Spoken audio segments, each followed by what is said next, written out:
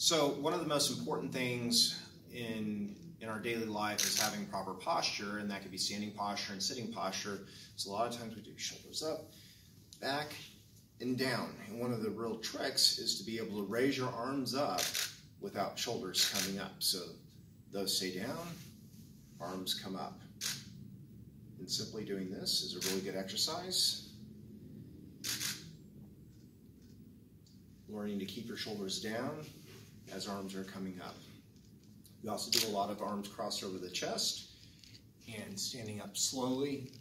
So rather than what a lot of people might do to be able to help themselves up by swinging and rocking their way forward, instead I teach people to be very controlled and deliberate about standing so that their weight is completely over their feet before they rise.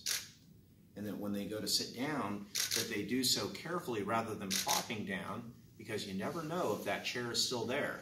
If it's a rolling chair, it maybe had slipped away. So possibly in the process of standing, the chair goes behind you, and then you go to sit and it's no longer there. So you end up on the floor.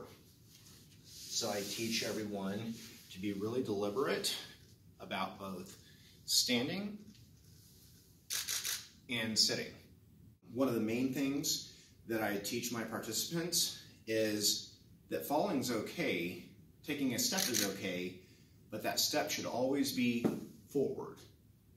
That step, you never want them losing their balance to the back, because you can't control what's behind you, and you have a lot more stability and support if you're stepping forward and to the side. This gives me this really wide base of support to the side and front to back, whereas falling backward, I can't see what's behind me and I have very little stability. It's also really dangerous if when you take that step and start to fall, if you cross over.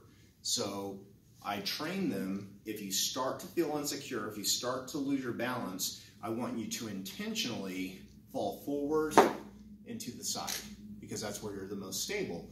And after you do that enough times, chances are when that moment happens where you do start to trip on a tennis ball, or you do start to slip on a stair, that your body, the muscle memory, has trained you to adapt in that way, to respond appropriately.